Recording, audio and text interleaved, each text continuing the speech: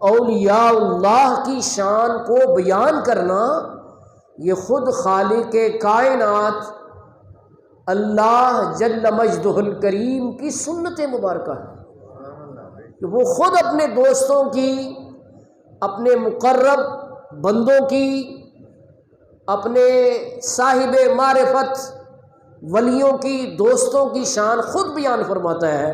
تو جب وہ خود بیان کرتا ہے تو ہم اس کی سنت پہ عمل کرتے ہوئے ولیوں کی شان کا اعلان اور اظہار اور اقرار اور اعتراف ببانگ دہل ڈنکے کی چوٹ پہ کیوں نہ کریں؟ ٹھیک ہے نا جی؟ کہ حدیث پاک بھی ہے جب اللہ کے مقرب بندوں کا ذکر ہوتا ہے تو اللہ کی رحمت نازل ہوتی ہے۔ تو اس لیے یہ ذکر صرف مسجد تک محدود نہ رہے، بلکہ آج جب آپ واپس لوٹے تو گھر میں بچوں کو، عزیز و اقارب کو اکٹھا کر کے بتائیں کہ بھئی ذکر اولیاء سے رحمتیں اترتی ہیں۔ تو گھروں میں بھی اگر رحمت کا ورود چاہتے ہیں تو اللہ کے ان مقرب بندوں کے ذکر کی محفل کو آراستہ و پیراستہ کرنے کی سعادت حاصل کریں۔ بہرطور آیت مبارکہ سورۃ یونس 11واں پارہ، اور اس میں چلتے چلتے یہ بھی عرض کر دوں کہ ممکن ہے کئی لوگ غور سے دیکھ رہے ہیں کہ ہم نے تو لفظ یونس سنا ہے یونس کوئی لفظ نہیں ہے۔ اللہ کے نبی جو ہوئے وہ حضرت یونس علیہ السلام، نون پر پیش ہے۔ جس کو یقین نہ آئے وہ پارہ نمبر 11 دیکھ لیں، اس میں سورت کا آغاز ہے اور وہ لکھی ہوئی ہے۔ اسی طرح لوگ یوسف بولتے ہیں، یہ بھی کوئی لفظ نہیں ہے۔ یا تو رکھیں نا نام، آپ اگر صحیح نہیں بول سکتے تو پھر نام رکھنے کی کیا ضرورت ہے کہ جی یوسف میں تھوڑا سا زور ڈالنا پڑتا ہے۔ تو بھی اگر اتنی دقت ہوتی ہے تو پھر نام ہی نہ رکھو، نام رکھنا ہے تو پھر صحیح بولیں۔ اب اس میں بھی اگر کسی کو اشکال ہو کہ ہم نے تو یوسف ہی آج تک سنا ہے تو وہ 13ویں پارے میں سورۃ یوسف ہے، اس میں دیکھ لیں سین کے اوپر کیا ہے پیش ہے۔ ٹھیک ہے نا جی؟ تو یہ ضروری بات میں نے چلتے چلتے عرض کر دی ہے۔ اب آیت مبارکہ سنیے اللہ اپنے ولیوں کی شان کو کس طرح بیان فرماتا ہے۔ الا ان اولیاء اللہ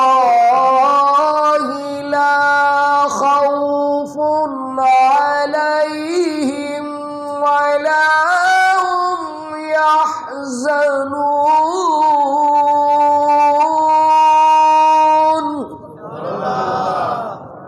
خبردار، بے شک اللہ کے ولیوں کو نہ تو کوئی خوف ہے اور نہ ہی کوئی غم ہے۔ ولا هم يحزنون، حزن سے حزن کہتے ہیں غم کو۔ خوف ہوتا ہے آنے والی چیز کا اور غم ہوتا ہے گزری ہوئی چیز کا۔ فرمایا نہ تو گزرے ہوئے زمانے کا غم ہے نہ ہی آنے والی چیز کا خوف ہے۔ وہ کسی سے ڈرتے، اللہ سے ڈرتے ہیں، اور اس کی برکت کیا ظاہر ہوتی ہے کہ وہ دنیا میں کسی سے ڈرتے نہیں۔ آگے آیت نمبر 63 میں فرمایا الذین آمنوا، یہ وہ لوگ ہیں جو ایمان لائے۔ تو پہلی بات یہ پتہ چلی کہ بے ایمان کوئی ولی ہو سکتا، اس کے لیے ایماندار ہونا لازمی اور ضروری امر ہے۔ اگر کوئی بے ایمان ہوا میں اڑ کر دکھائے یا پانی پر چل کر دکھائے وہ ولی ہو سکتا، پہلی شرط ایمان ہے۔ اور دوسری شرط وَكَانُوا يَتَّقُونَ، اور یہ پرہیزگار لوگ ہیں، تقوی والے لوگ ہیں۔ تقوی کیا ہے؟ ایک تو ہوتا ہے گناہ سے بچنا، تقوی یہ ہے کہ گناہ کے شبے سے بھی خود کو بچا لینا، یہ تقوی و پرہیزگاری ہے۔ پرہیزگاری سے بھی آپ سمجھیں نا، پرہیز کرنا کہ کہیں اللہ ناراض نہ ہو جائے یہ کام کرنے سے۔ تو گناہ کے شبے سے بھی خود کو بچا لینا یہ کیا ہے؟ تقوی۔ اور اولیاء کرام کا عمل اس لحاظ سے ہوتا ہے کہ وہ گناہ تو دور کی بات ہے، گناہ کے شبے سے بھی خود کو بچا لیتے ہیں، اس حد تک ان کا شریعت و سنت پہ عمل ہوتا ہے۔ تو یہ علامات اولیاء بیان کرنے کا مقصد یہ کہ جو پبلک کے ذہن میں آج بیٹھا ہوا ہے کہ جس کے گلے میں موٹے دانوں کی تسبیح ہو اور جس کی لمبی لمبی لٹیں ہوں، سبز رنگ کا اس نے چوغا پہنا ہو، آنکھیں اس کی لال ہو، وہی ولی ہوتا ہے۔ قرآن و سنت میں ایسی کوئی علامت بیان نہیں ہوئی کہ لمبی لمبی لٹیں ہوں، گلے میں موٹے دانوں کی تسبیح ہو تو وہ ولی ہوگا۔ فرمایا نہیں، ولی اللہ وہ ہے جو ایماندار ہے اور پرہیزگار ہے۔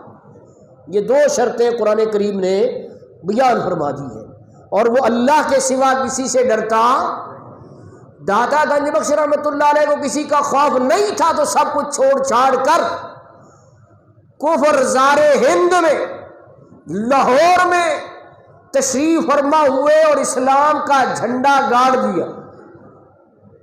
کوئی اور ہوتا تو ڈر جاتا کہ نہ میری کوئی فیملی وہاں پر، نہ میری برادری، نہ میری واقفیت، نہ میری کوئی محلے داری، نہ میرا شہر، اجنبی ملک، اجنبی شہر، اجنبی لوگ، مخالف لوگ، دشمن لوگ جو اسلام کے مخالف ہیں، اور جو گورنر ہے وہ جادوگر ہی نہیں بلکہ جادوگروں کا بھی استاد ہے، جس کا نام رائے راجو ہے، اور لوگوں سے وہ جگہ وصول کرتا ہے کہ دودھ ایک وقت کا مجھے دو، میں اور میرے چیلے وہ دودھ پی کر موٹے ہو۔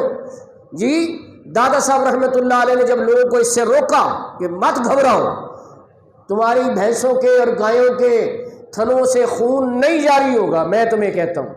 تو جب دادا صاحب کی نگاہ پڑی تو اس کا وہ جادو ٹوٹ گیا، مقابلے کی ٹھہری۔ آپ بھی ڈر جاتے کہ اس نے مقابلہ ٹھہرا دیا ہے، لیکن ڈرے نہیں۔ مروہ ولی وہ ہوتا ہے جو کسی سے ڈرتا، تو اکیلے تنے تنہا اجنبی ملک میں، اجنبی لوگوں میں، اجنبی شہر میں، نہ کوئی برادری، نہ کوئی واقفیت، نہ کوئی جان پہچان، مقابلہ ٹھہر گیا۔ رائے راجو آپ کو پتہ ہے ہوا میں اڑنے لگا۔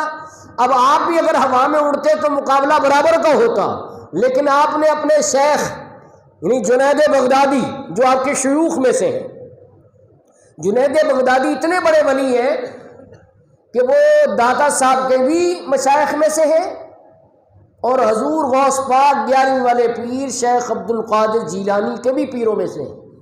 وہ فرماتے ہیں اذا رأیت رجلا یطیر فی الہواء ویمشی علی الماء وترک سنۃ من سنت رسول اللہ فاضربہ بالنعلین فإنہ شیطان وما صدر منہ فہو مکر و استدراج، کہ اگر تم کسی کو ہوا میں اڑتا دیکھو یا پانی پر چلتا دیکھو اور اس کے ساتھ وہ ولایت کا دعویٰ کرے، لیکن رسول اللہ صلی اللہ علیہ وآلہ وسلم کی سنن میں سے کسی ایک سنت کا تارک ہو تو اسے جوتوں سے مارو، کیونکہ وہ جو کچھ دکھا رہا ہے یہ مکر اور استدراج کی طاقت ہے، اور یہ شیطان ہے کہ ولایت کا دعویٰ بھی کرتا ہے اور رسول اللہ کی سنت کو چھوڑتا ہے، تو ولی نہیں ہو سکتا۔ تو جنید بغدادی کا یہ ارشاد فرمودہ نسخہ داتا صاحب نے اس پہ عمل درآمد کیا کہ انہوں نے فرمایا تھا کیا؟ فَاضْرِبْهُ بِالنَّعْلَيْنِ، اسے جوتوں سے مارو۔ تو دادا صاحب ہوا میں نہیں اڑے بلکہ آپ نے جوتوں کو حکم دیا، وہ رائے راجو کے سر پہ برسنا شروع ہو گئی، اور برستے برستے برستے برستے زمین پر اسے لے آئی۔ رائے راجو جو جادوگروں کا استاد تھا وہ یہ سمجھ گیا کہ یہ جادو کی طاقت نہیں، یہ اسلام کی طاقت ہے، یہ حق کی قوت ہے، یہ دین کی پاور ہے۔ قدموں میں گرا، کلمہ پڑا، مسلمان ہوا۔ اب عام مبلغین بھی مسلمان کرتے ہیں، داتا صاحب نے بھی مسلمان کیا، لیکن نگاہ ولایت جب ڈالی تو لمحہ بھر میں وہ رتبہ، وہ منزل طے کروا دی جو بڑے مجاہدوں، بڑی ریاضت، بڑی محنت اور بڑی مشقت سے حاصل ہونی تھی، کہ اسے ولی اللہ بنا دیا، نام عبداللہ رکھ دیا، لقب شیخ ہندی ہو گیا، اپنا نائب بنا دیا اور سجادہ نشین بھی بنا دیا۔ اسی لیے کہتے ہیں نگاہ ولی میں وہ تاثیر دیکھی، بدلتی ہزاروں کی تقدیر دیکھی۔ سبحان اللہ۔ کہنے والا کہتا ہے جب نظر لطف و کرم کی شیخ ہندی پر پڑی، کر دیا قطرے سے دریا آپ نے یا گنج بخشی، کر دیا قطرے سے دریا آپ نے یا گنج بخشی۔ اب ذرا گونج پڑھنی چاہیے، گنج بخشے فیض عالم مظہر نور، نا کے سارا پیر کامل کامل